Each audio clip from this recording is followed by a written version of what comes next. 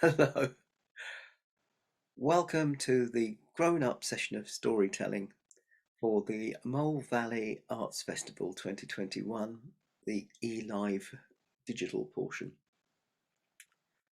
I'm Mike Faculty and I'll be telling you quite a few stories tonight, a mixture of British and foreign traditional tales, interspersed with a sprinkling of Nasreddin stories. This is Nasreddin. He is a Hodja, a teacher, a wise man. We will be hearing some stories about Nasreddin during the session. Well, back when time had only just got going, really, the skies were dark and there was nothing in existence. The sun and moon were created and they gave light to the void. They travelled together. They were very much in love. They lived as man and wife. And as will so often happen in that case, they had a child. They had a daughter, Hare, and they thought she was the most wonderful thing ever. And her mother, Sun, said, "I have gifts for you, daughter. I will give you a name, Celestial Hair, and your fur shall be of gold and silver." And her father, Moon, said, "I too have gifts for you, daughter. I shall give you life eternal here with us in the skies. And the other gift that I shall give you is, wherever you put your paw, you will create a star." Now we know they travelled widely and for a long time, because if you look up on a clear night, there are so many stars, it's almost impossible to count them. I say almost, I think it's impossible to count them. And the three of them lived together happily for many, many years. But eventually, Sun and Moon noticed that Celestial Hair was growing up. She was becoming a young lady rather than a girl. So they decided to find a suitable husband for her, and they started looking among the stars that had been created, trying to find the right person. Of course, Celestial Hair knew none of this, but she was divinely happy, and she sang a great song of her joy. Her song of joy filled the skies, and her parents smiled to hear it. But they weren't the only people who heard it, for down below, Earth heard the song of joy, and he looked up, and he saw Celestial Hair, and he fell head over heels in love with her. And he sang a song in turn, a song of yearning, a song of unrequited love. Celestial Hair, hearing the song, looked down, and she saw Earth, and she too fell in love. And their two songs blended together and made a new song, a song that was so perfect it would be impossible to describe it. And full of the joy of this new love, Celestial Hair went to talk to her parents, and she said, "I'm in love." And Sun said, "How can you be in love? We haven't chosen your husband yet." And the Moon said, "How can you be in love? We haven't given you permission." And Celestial Hair laughed and said, "I can't help any of that. I am in love, and I intend to marry my love." The Moon grew cold and said, "Who is this love of yours?" The Celestial Hair said, "It's Earth." The Moon said, "You cannot marry This sublunar clod? He is dull. He emits no light. And Sun was incandescent. She said, "You will not marry someone who we have not chosen." And Hare was really upset and dispirited. She had thought, as she loved Earth so much, her parents would love Earth too. But they didn't. She had thought her parents loved her so much that they would be happy with whoever she chose. But they weren't. And so, more in sorrow than in anger, she said, "I have found my love. I love Earth. I will live with Earth, with or without your blessing." And Sun said, "If you live with Earth, I will take away your name. You will no longer be Celestial Hare. You will just be Hare. And I will take away your fur of gold and silver. You'll just be a plain brown hare." And the moon, he sighed and said, "And I think I'll have to take away your other gifts too. You will no longer have life eternal, and your paw will no longer create stars." Hare was absolutely shocked at this, but she was in love. She said, "So be it. If that's what you think you have to do, you do it. But I am going to live on Earth with Earth." And so she did. And the parents were very, very angry for a long time. But eventually, Moon softened. You know what dads are like with their girls. He missed her so much. And he felt they had been harsh because she clearly loved Earth. And he sneaked down to visit her. And they were reconciled. And he said to Hare, "Having taken away your gifts, I cannot return them. But you cannot have life eternal. But I will grant you a very, very long life. And your paw can no longer create stars. But henceforth, wherever you lay your paw, there will become dandelions and daisies." And I think you would agree, we can see that he did a very good job, and she lived for many years, because if you go out in the spring and summer, there's daisies and dandelions all over the place. And then he further said, "And whilst your mother will not let you come back to the skies to live with us, I will look over your children and hope one day to see one who is worthy." And then he gave her a huge hug, oh, as tight could be. So tight that the outline of Hare's body can still be seen on the full moon. And slightly reluctantly, he returned to the sky. In the sky, Sun looked at the moon and saw the outline of Hare.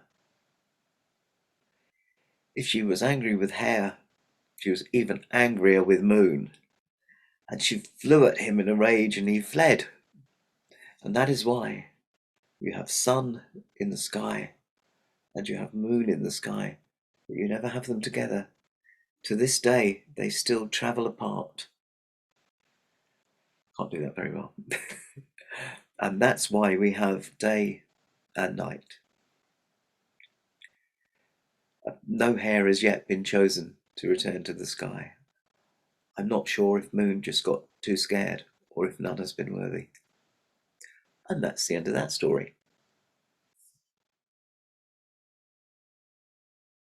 There was a new sultan, and as new sultans are wont to do, he would go down into the souk at night in disguise and listen to hear what the people were saying about him. And it was wonderful. They were all saying how good it was to have this new, sensible sultan and how he was good for business and he was good for people. But gradually, he started hearing other things. He started hearing criticisms about how harsh he was being. He couldn't understand.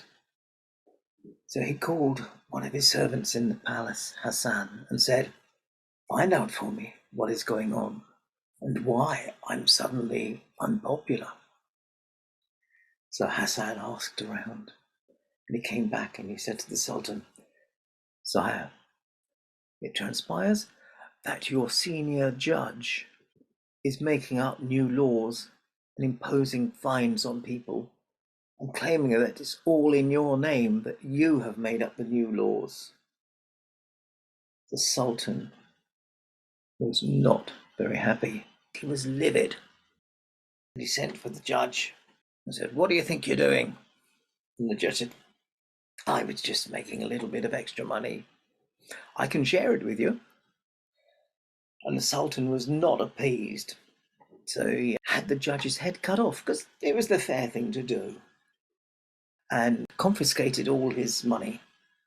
And he said to Hassan, "That judge was too proud, too full of himself. I need to find a learned but humble man who can be my senior judge." Hassan passed word on to Nasreddin. Now, Nasreddin was a Hodja, a teacher, a wise man, and a bit of a trickster. So he very carefully hung around in the souk, wearing his turban to show his wisdom, and an old fishing net across his shoulder.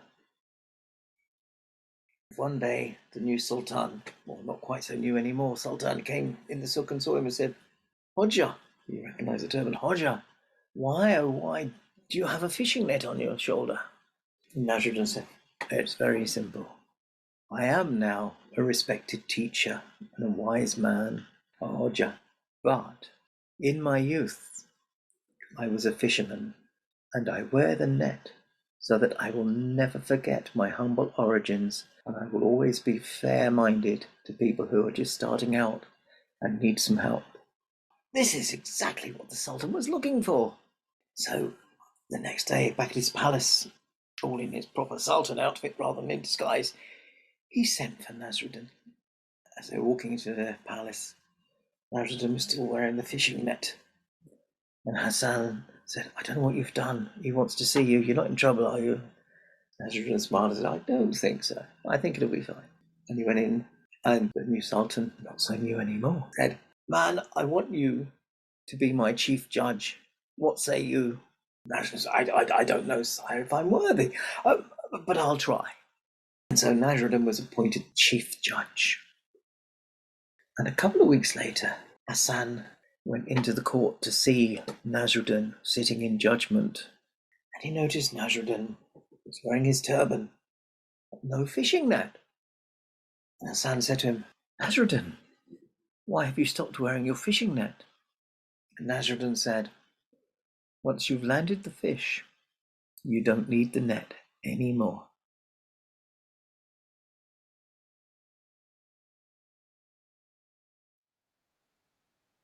There were two brothers, and their father left them a farm. One of the brothers was kind, good-natured, open-hearted. The other brother wasn't. The first brother was quite happy to go along with whatever the second brother suggested. So the second brother saw a way to take advantage of his good-natured brother. He said, "The farm is given over to cattle and to trees. There's the apple orchard and the plum orchard. I think we should have a 50-50 fair division. Do you agree?" And the other brother said, "Yeah, of course, whatever you say. Yeah, that's fine." He said, "Well, no, I think with the cattle, the division should be horizontal. I'll take the back of the cattle, you take the front. Is that all right?" The other brother said, "Yeah, whatever you like." And he said, "And with the trees, I think the division should be vertical. You take the bottom half of the trees, and I'll take the top half of the trees. Does that seem all right?" His brother said, "Yeah, that seems fine. Yeah." So this carries on for a few weeks. The sneaky brother is getting all the milk, and the less sneaky brother, the open-hearted, kind brother, is getting all the moos. Not a lot of call for moos. And eventually the autumn comes round and it's harvest time for the apples and the plums, and the sneaky brother's getting all the apples. The other brother's not getting anything. And the other brother gradually is thinking, seems to me like there's something not right here. I don't know quite what's going on, but I don't seem to be getting anything. He didn't know what to do. He didn't know what to do. So he went and spoke to the wise woman in the village and said, it's set up fairly. We've each got half. I've got the front half of the cattle. My brother's got the back half. I've got the bottom half of the trees. My brother's got the top half. But somehow I just seem to be losing out. I don't really know what's going on. Well, of course, the wise woman, she knew full well what was going on. He was being ripped off. So she came up with an idea and she suggested it to him. And he went to see his brother and said, I've been to see the wise woman, brother. She thinks what I need to do, because I'm not getting any income, and she's decided and advised me, and I realised, yes, she's right. So what I'm going to do is I'm going to sell my half of the cattle to the butcher. That can be meat. And I'm going to sell my half of the trees to the timber merchant, so it can be used for carpentry. I don't know what you want to do with your half of the cattle and the trees, but that's fair enough, isn't it? Because I can do what I like with my half, can't I? And his brother said, wait. Don't be hasty. If you sell off the front half of the cattle will die. We'll have no more income from them. And the not so clever brother said, yeah, but I've got no income from them. He said, and if you sell off the bottom half of the trees, the top half won't survive. We'll get no fruit. And the other brother said, yeah, but I've got no fruit. And the sneaky brother thought, and he said, look, I've had an even better idea. Why don't we share the produce half and half? So you get half the milk and I'll get half the fruit and you get half the fruit. What do you say? Would that be fair? The other brother said, well, whatever you like. If you think that's fair, then yeah, that's fair. And so that's what they did. They didn't kill the cattle. They didn't chop down the trees. They shared the produce. I'd like to think that the sneaky brother learned a lesson, but I kind of doubt it. Oh well.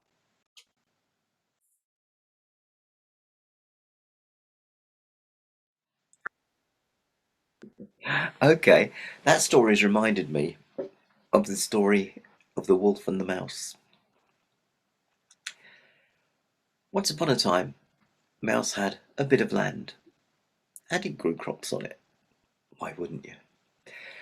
Then one day, along came Wolf. Said, now, Mouse, I've decided that we will share your land and we will share the crops. Well, Mouse wasn't very pleased because it was his land. And Mouse said, well, why are we going to share the land?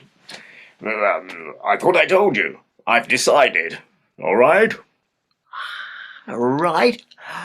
And Mouse said, yeah, yes, certainly, yes, of course, yes, right. Oh.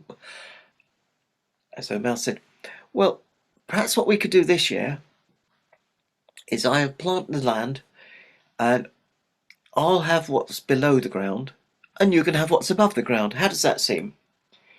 And the wolf said, that seems very fair. Yes, you do the work and I'll take off. Yes, I'll take my share. Yes, very fair. And so the mouse dug and planted the seeds and tilled the earth and watered the seeds and did all the looking after it. And then it was ready to harvest. And the mouse called the wolf and said, I'm going to harvest the crop. And the wolf said, very good, yeah, good. And the mouse said, I grew carrots this year. Very good for the ground. Oh, it seems fine, yes. And so the mouse cut off all the tops of all the carrots and said, that's yours. Then dug up the carrots and said, these are mine. And the wolf wasn't very pleased. Well, hold on a minute here. You're taking all the carrots. I said, yeah, but that was what you agreed. The wolf is not very happy. He said, well, right, but next year, next year I'll have whatever grows below the ground, and you can have what grows above the ground. And the mouse says, very well. And then when the time came round for planting, he planted the seeds, he drilled the furrows, he planted the seeds, he covered them just right, and he watered them. And over time they grew. And then he called the wolf and said, it's harvesting time, Mr. Wolf. The wolf said, golly good. And the mouse cut down everything above the ground and took it away as his harvest, and left the wolf to do the digging up and stuff below the ground. This year, of course, the mouse had planted wheat, so he did quite well out of it again. The wolf wasn't at all happy. This is 2 years running. He's got no return on doing no work and owning no land. This is totally unfair. We may not agree. And so he says, right, what I'm going to suggest is you and I will have a race tomorrow, right across the field. Whoever gets to the far end first keeps the wheat and the profits from the carrots. Not really a very fair offer because, a wolf is a lot quicker than a mouse. But the mouse thinks about it. Very well, you run along one furrow, I'll run along another furrow. We'll see how we get on. So the next day the wolf's coming. There's lots of animals around the sides of the field to watch. And the wolf settles down to do his run. He's ready to race. And the mouse seems quite relaxed. He's just standing at the edge of his furrow. And the wolf says, okay, ready, go! And he's away. And the mouse starts running into the furrow. And about halfway along the field, the mouse pops up and says, come on, come on. He's in front of the wolf. And the wolf, and when he gets to the end of the field, the mouse is sitting there and said, oh, what kept you? I never thought you'd be that slow. The wolf storms off in a huff. And Mouse's two brothers came walking along the furrow to meet him and said, Wolf's not very clever, is he? And that's the end of that story. I hope you enjoyed it. I did.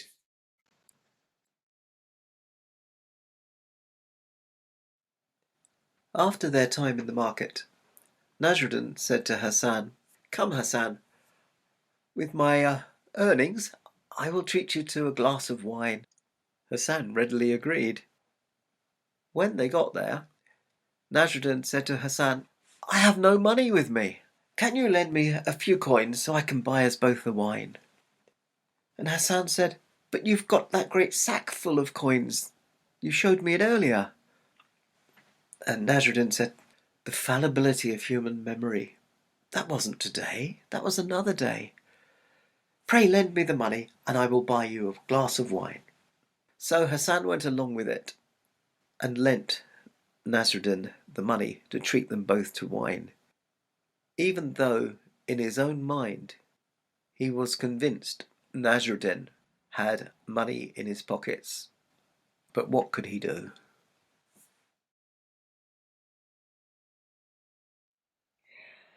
You probably know the story of Rumpelstiltskin, but did you know there's a British version? Well, there is, and here it is. There was this woman, and she had a lazy, greedy, good for not much daughter. And one day the woman had baked 5 pies, and she'd left them a bit long in the oven, and the crust had got too hard. So she said to her daughter, take these pies, put them in the pantry, put them on the shelf, and they'll come again. And in the dialect, come again meant the pastry would get softer and they'd be more edible. And the daughter said, righto, Ma. And she took the pies and she took them to the pantry, put them on the shelf, and then thought, well, if they're going to come again, I might just as well eat the first lot. So she did it. She stood there and she ate 5 pies. I told you she was greedy. Anyway, supper time came round, and her mum said, oh, go and get us one of them pies, see if it's whichever's come again. And the daughter went to the pantry, no pies. She came back and said, "Ma, none of them's come again." And the mother said, "They must have come again. They've had ages." And she said, "No, none of them." She said, "Tell you what, bring me the best one." It was, "But there aren't any. None of them have come again. They've all gone. I ate them all." Oh, the mother was that cross. And to work out her anger without actually hitting her daughter or shouting at her, she went and started spinning in the window. And she was spinning away. She had one of those spindle weights on the bottom, spinning away.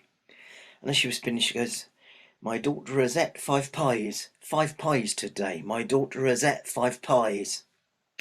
And just then, the king was walking up the road, and he couldn't quite hear what she said. And he said, "What's that you're singing, mother?" And she saw the king. Thought, "Oh no, I can't let him know how greedy my daughter is."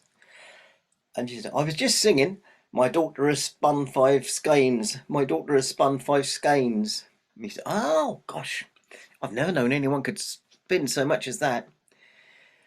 And he had a look at the daughter and he said, "Well, I'll tell you what, I'm looking for a wife.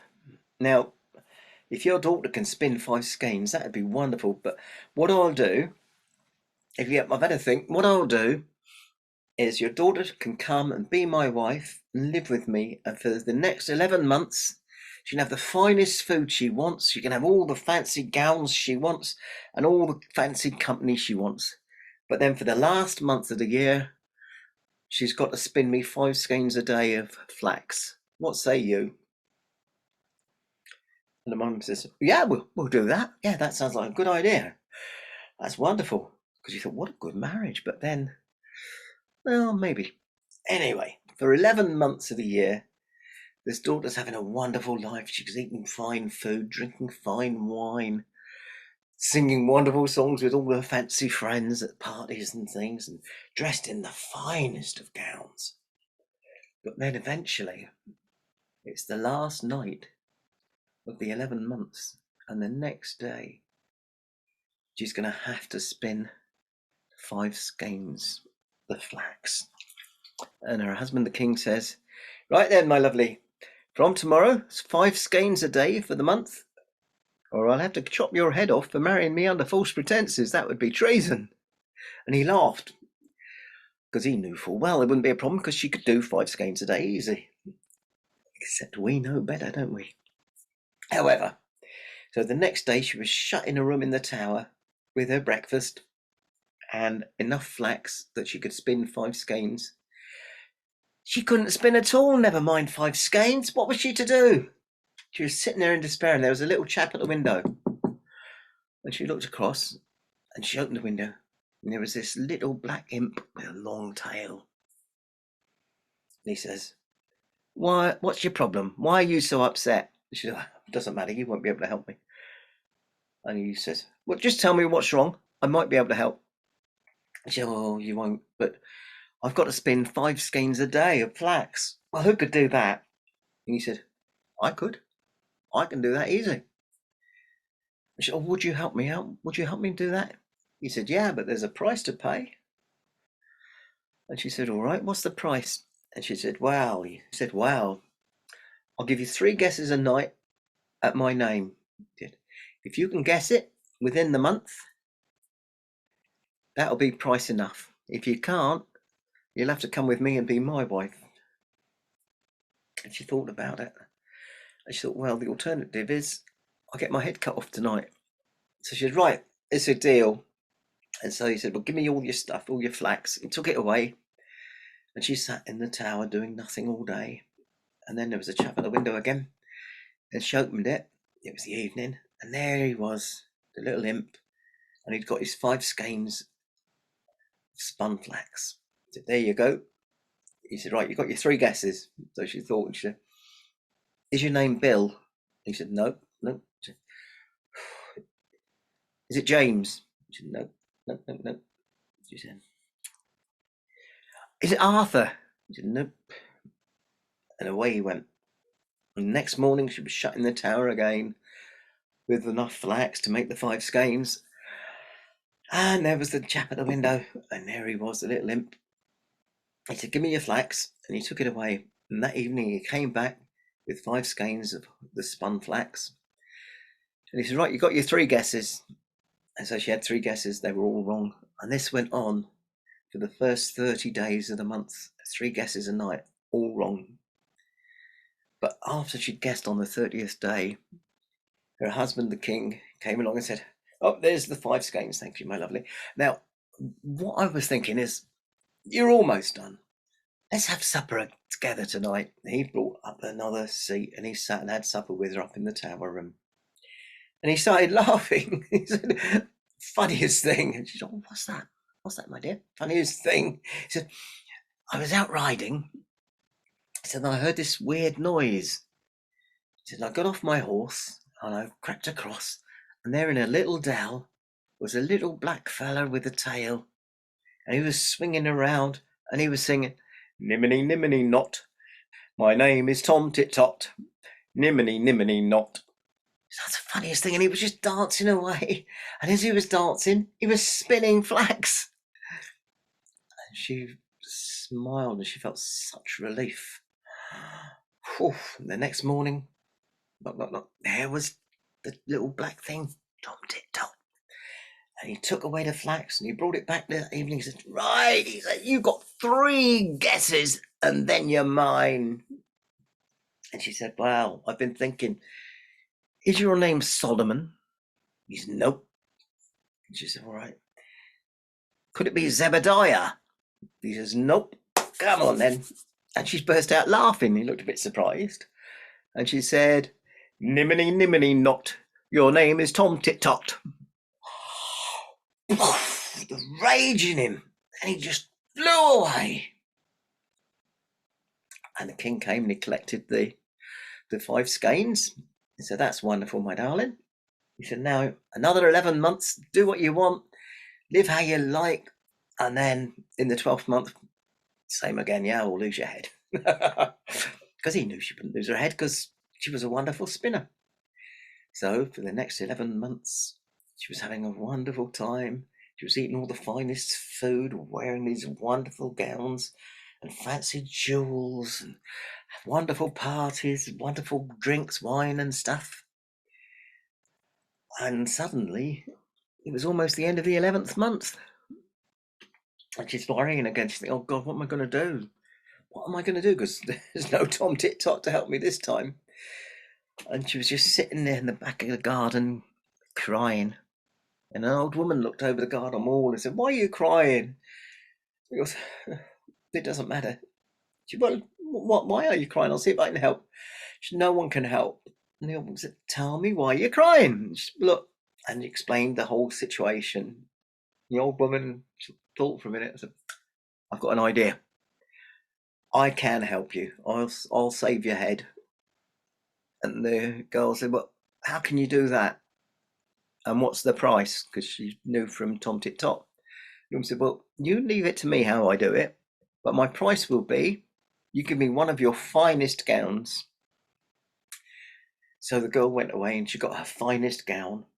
And she also got a beautiful necklace with a great big jewel on the end. She thought, if I'm going to get my head cut off, I might just as well give her this.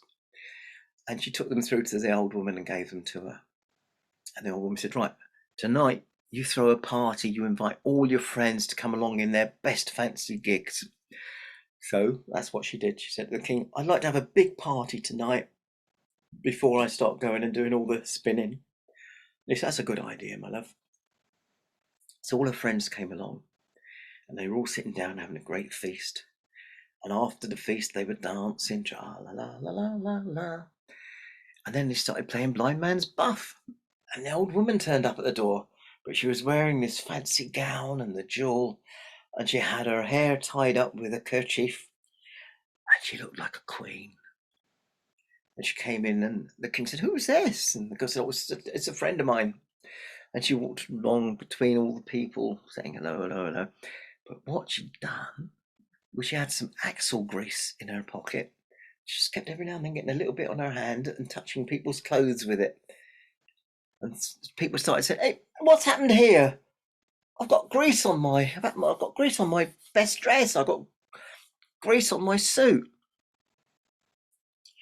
And the king said, what's going on? What's all this? And the old woman said, touched him and said, I don't know what it is. Everyone's got grease on. And the king had grease on his arm. He smelt it. Said, "I think that's axle grease."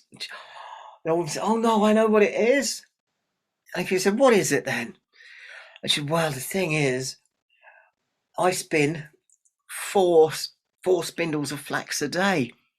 Obviously, doing that, I've got infected with spindle grease. That's what happens. You get spindle grease in you. It doesn't look. It doesn't look dirty, but it just comes off. Spindle grease comes off everywhere. Oh, I'm so sorry. I don't know what to suggest." And the king said, "Oh, it's all right. It's all right. It's just an accident." And then he turned to his wife, the girl, and said to her, "I don't want you ever to spin again. I don't want you getting your hands full of spindle grease like that." And that's how the old woman solved her problem.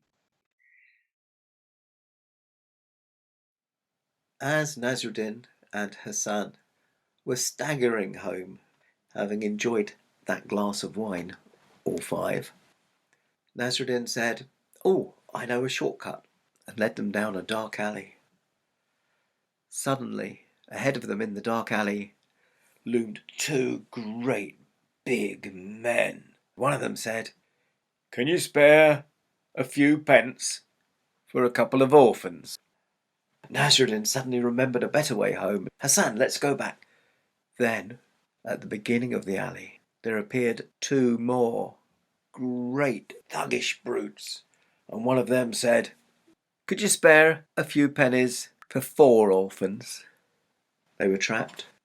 Nasreddin looked devastated, and he pulled his sack of coppers out of his pocket and looked at it sadly. Then he said, "Hassan, the frailty of human memory, of course I had money with me today." He gave the sack of coins to Hassan, saying, "Here's the money you lent me."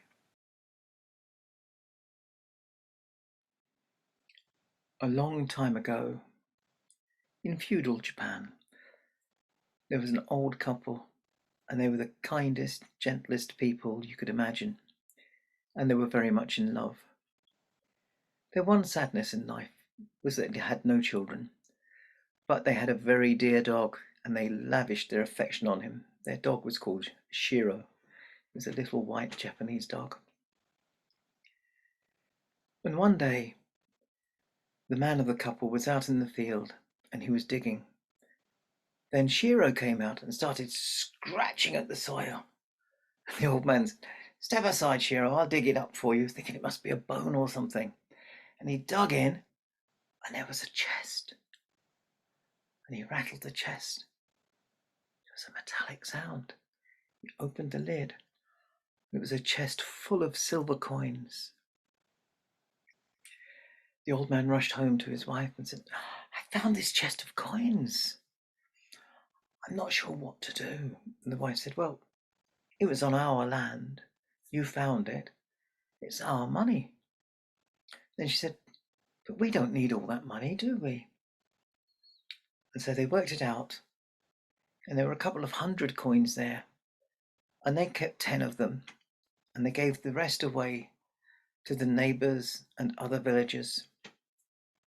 And they were very grateful, obviously, and the old couple were perfectly happy because now they had enough money for the rest of their lives. They weren't young. But the neighbor next door was a mean, miserable man, an absolute ogre. And he came banging on the door. "I've got an idea. You must lend me Shiro, and he can come to my land and dig up gold for me." They thought about it, and they were thinking, "Wow, he's never been a very nice man. Shiro doesn't really like him," but nonetheless, as I say, they were very kind. So they said, "Very well, borrow Shiro, let him dig in your land, and see if you find silver or gold." And so he took Shiro back to his land, and he went into his big field. And he said, "Right, Shiro, find me some coins." Shiro didn't know what he was meant to do. And the man was threatening him and shouting at him. And eventually Shiro went over near the hedge and started digging because he wanted to try to get away. And the bloke thought, right, that's where the gold is. And he took Shiro, tied him up against the hedge, and started digging the gold. Only there wasn't any gold. There was an old, rubbish tip, and it stank. Oh, it was awful. There were all maggots down there crawling over the stuff, and it was foul. And he was so angry. He took his shovel and he hit Shiro over the head and killed him. He killed their dog. Shocking. And he just left Shiro lying there in the field, stormed indoors. A little while later, there was a knock, and it was the little old man from the couple. He said, "Oh, hello, neighbour. I just wondered, have you finished with Shiro yet?" And the man said, "That dog of yours, it was abysmal. Dreadful dog. It dug up a rubbish tip. I'm afraid I lost my temper. I smashed it over the head, but it did serve it right." You can imagine the old man was taken aback. And he said, "I'm so sorry. Do you think it'd be all right if I took Shiro's body home for a proper burial?" And the man said, "You can do whatever you want with it. I can't be doing with it."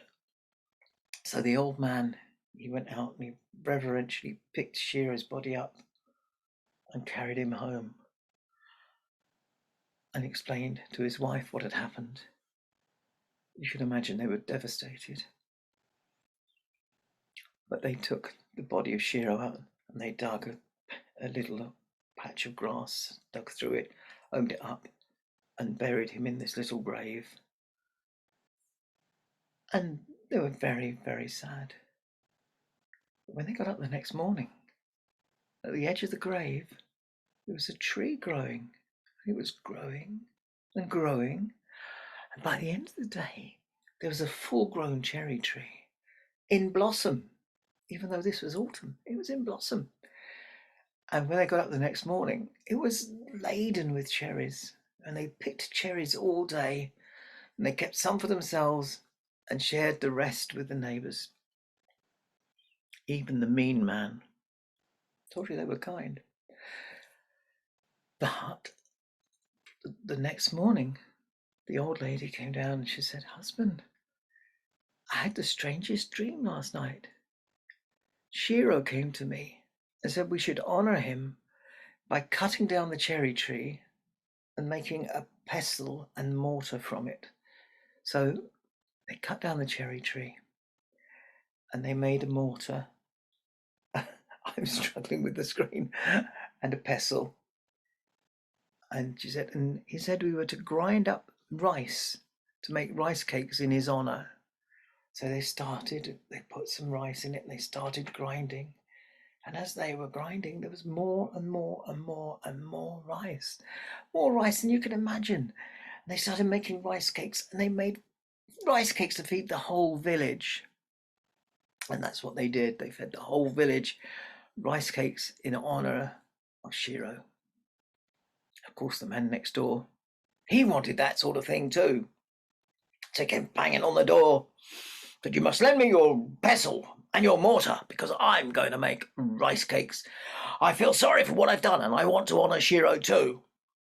I'm not sure that was true, but they lent him the mortar and the pestle, and he went next door and he bought some rice and he poured it into the mortar and he started grinding it with the pestle. And all flies started coming out and maggots crawled out. And again, there was a horrible stench. He was so angry, he threw them out of the door. Then he was so angry, he put them on a bonfire and burned them. And eventually there was a little knock at the door. And the old lady this time comes, "Hello, I wonder if you finished with the pestle and mortar." Is that pestle and mortar? They were dreadful. They were no good at all. I've burned them. And so she went home and said to the old man, "He's burned the pestle and mortar." And the old man said, "I'll go talk to him." And he went next door and he knocked. He says, "I understand you've burned the pestle and mortar." He says, "Yes, I have." "I wonder, could you lend me a bowl so I can take the ashes back and we can bury them with Shiro as a tribute?" The old man said, I don't see why I should lend you. Oh, go on. And he lent him a bowl. He said, I want it back. And so the old man was walking along with the bowl full of the ashes. And just as he got to his garden, he was walking past a little old withered down cherry tree. A little puff of wind came and blew some of the ashes into the tree. And the next morning, when they got up, the tree had filled up with blossom, and by the evening, that blossom had all turned to cherries. Okay, they picked the cherries and shared them among their neighbors. And eventually, word of what had happened got to the local bigwig, the daimyo. And the daimyo sent for the old man, and the old woman said, I understand you have done this, and talked about the cherry tree. And I said, yes, we've done that, sir, yes. So, well, in my garden, I have a cherry tree that was planted by my great-grandfather for the love of his life, my great-grandmother. It is withered. It no longer blossoms. Can you do anything? And they said, I don't know, but we could try. And so they went back, and they'd got the ashes now in a little box rather than in a bowl, so they couldn't blow away. And the old man just took a little pinch of ashes and blew it onto the cherry tree. And immediately, leaves started to appear and blossoms, and the cherry tree came back to life. The daimyo was so impressed, he gave them a bag of gold. And they went home and they said, we don't need a bag of gold. What can we do? So they kept a few gold coins for themselves, because they need to be rich in their old age, and gave the rest away to their friends and villagers, and even some to the man next door. And the daimyo kept boasting to his friends about this wonderful man who lived in his area and had done this with the cherry tree. And one of his rich friends had a cherry tree in a bad condition too, and sent a servant to the village to find the old man. And he said to the first person he saw, I need to find Hanasaka Jiji, which was the name that the daimyo had given to the old man, which meant the man who restores the cherry trees. And the man who saw said, I am Hanasaka Jiji. But it wasn't. It was the neighbor. Uh-oh. And the servant said, you must come to my master, bring some of the magic ashes, and restore his cherry trees. And I said, I will then. And he went out to the garden where the bonfire had been, and he gathered up some ashes, and he put them in a box, and he took them with him to see the rich man. And said, I'm Hanasaka Jiji. I have come to mend your tree. And so the merchant said, well, thank you, but you sort this out, and I'll make sure you have a suitable reward. And so the neighbor took a pinch of ashes. Then he took another.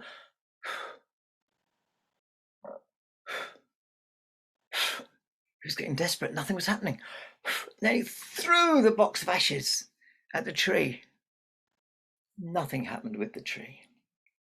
Unfortunately, some of the ashes blew into the eye of the rich man, and he was making his eye weep, and he was so angry. He was incandescent that this terrible man had come, and not only had he failed to restore the tree, he blinded, or nearly blinded, the rich man himself.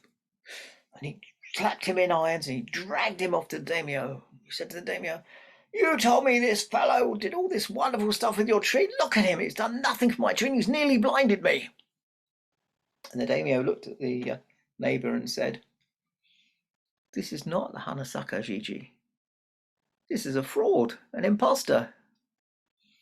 He said, I will have him flogged every day for the next week, and then he'll be hanged.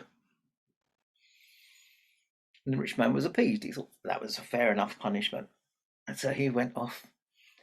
And the next day, the daimyo had the neighbor flogged. And word got back to the village. And the old man and the lady, they came and pleaded with daimyo, saying, please don't flog this man and kill him. He's not a good man. He's a bad man, but he doesn't deserve that. And so the daimyo's heart was softened, and he agreed that instead of flogging and killing the neighbor, he would simply send him into exile. And that's what he did. And the old man, as the neighbor was going, slipped him a few gold coins and said, "This'll help set you up." So I'm afraid that's where the story ends. The neighbor didn't get a proper comeuppance, though he did get one flogging. But it just goes to show how very kind the old man and the old woman were. And that's the story of Hanasaka Juji. Perhaps one last Nasreddin story before we finish. One day, Hassan came to Nasreddin's house and saw Nasreddin throwing turmeric powder into the wind. "What are you doing, Nasreddin?" "I'm throwing turmeric powder into the wind." "Why are you doing it, Nasreddin?" "It is to keep the Mongol hordes away. I will not let them invade our country."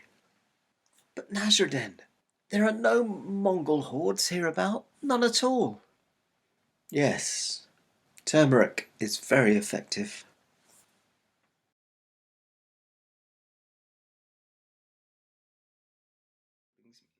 Okay, I think we've come to the last story. I've had a great time making the recordings, and I hope you've enjoyed watching them. If not, I'm so sorry. This is a story my mother used to tell, which I've since found out is quite a well-known story from Duncan Williamson, a famous traveller, storyteller from Scotland. My mum always used to move it around a bit, so I'm going to take it today to Watton so that it's appropriate for Mole Valley. There was an old woman who used to travel with her man, and they didn't have proper jobs. They would fix shoes or mend old pots, and she would tell fortunes or sell bits and pieces like sewing equipment, threads and needles, pins. But they'd had a really bad day. They'd been travelling along the Mole Valley, and they were just outside Watton at the foot of a steep hill. And at the bottom of the hill there was a little stream and a thorn bush and a sort of a fairly shallow point where you could get across. And they were just setting up to make a dry, hard camp. They'd had no food all day. They hadn't managed to do any cobbling.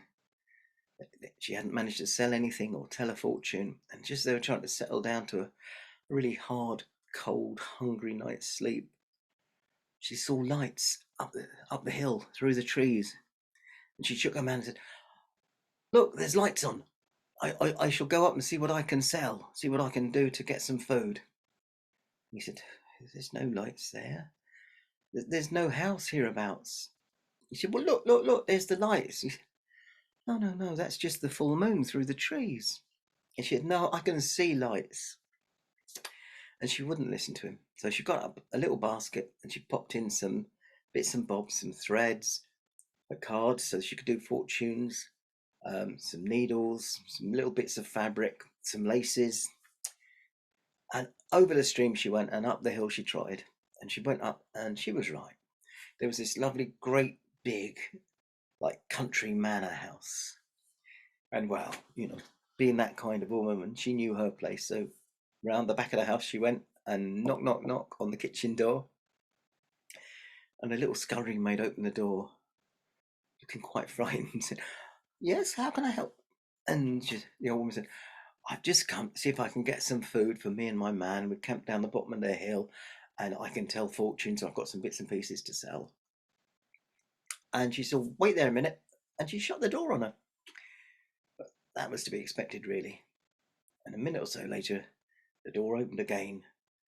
And there was a grand looking little man. And he had on a wonderful waistcoat, all brocade, and an old fashioned frock coat. He looked like something from 100 years before. And he said, "Yes, how may I help you?" And she went through the rigmarole again. "I've got this basket of stuff I must sell, blah, blah, blah, blah, in exchange for some food." And he said, yes, well, come along in. I'll take you through to the hall. And she said, oh, I don't really need to go to the hall. I was just thinking I could do some in the kitchen here for the staff, you know. And she said, come through. The master will want to see you. So she went through to the big hall with him. And it was huge. And it was all lights and a great big fire burning. Oh, she could feel the warmth as she walked in the room. And there was the master. He was a big man, very dark, not like me, about 6 foot, and very imposing. And he said, come in, my good woman. Now, what can we do for you? And she said, well, I'm hoping you can let me have a basket of food and perhaps something to drink for me and my old man. We're camped down at the bottom of the hill. We've got no food all day. He said, yes, we can definitely give you a basket of food and something to drink. Now, what can you do to entertain us? And she said, well, I can tell fortunes. He said, I think I know my fortune already. What else can you do? Said, well, I've got bits and pieces to sell. I've got some needles, some thread, some bits of fabric, some laces. She said, I don't think we need any of that. Said, I tell you what, let's you and I have a glass of wine together and we'll look to see what you can do to entertain us. Well, that was a bit worrying for her because she hadn't expected to be drinking wine with the great lord. And she said, well, thank you, sir. If you're sure, I will take a glass of wine with you, and God bless. His face fell. He looked so angry, and the fire seemed to get colder, and the lights seemed to dim a bit. They said, that's not a name we use here. And she said, well, I'm sorry, but I can't take a glass of wine without a blessing. He said, I think you'll find you can, or you can come back to my country and wait with me for 100 years before you next get your next drink. And she said, oh, no. That's not going to happen, is it? Because you've offered me hospitality. You've offered me my basket of food and a drink. Surely a great lord like yourself wouldn't breach the laws of hospitality. He glowered. He looked even angrier, and he said, you're absolutely right. And he turned to his major domo, the caged waistcoat, and said, give this woman a basket of food, the best food we have, mind you, and give her a bottle of wine and get her out of my house. And he turned back to the old woman and he said, mark you, get down off my hill, and if you look back at my house tonight, it'll be the worse for you. Well, she said, thank you very much. And she got out of there. She was much relieved to get out, to be honest. And she set off back down the hill with this basket of food and her basket of goodies and a bottle of wine in the food. And she got down to the halfway down the hill, and she heard it sounded like her own son behind calling, mother, help me, mother. And she crossed herself and said, God bless you, but you're not my son. And the voice disappeared. And she walked on a little bit further, and there was a bleating sound from behind, like a lost lamb, a bit like that. And she saw, God bless you, but you're not a real lamb.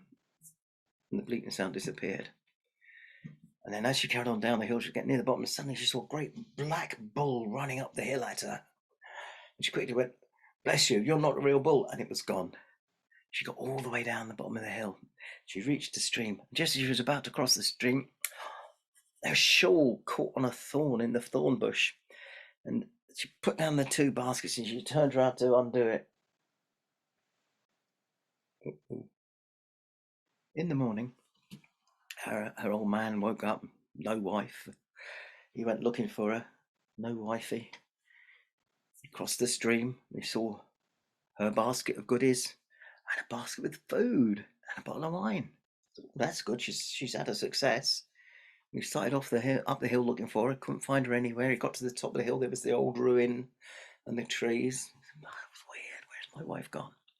And he set off back down the hill. And as he got to the bottom of the hill, he saw this stone that he couldn't remember for it seen before, right there beside the thorn bush. And he said, my goodness.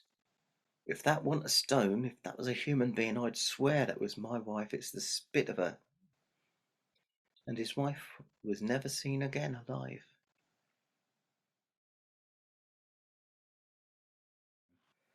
Well, I've really enjoyed our time together, and I hope you have too. If you have, There's loads of stuff on at the Mole Valley Arts Festival, both in real life and online. The thing is, you found me, so you could find the other stuff too, and I think you will really enjoy it if you do. So, for now, bye bye.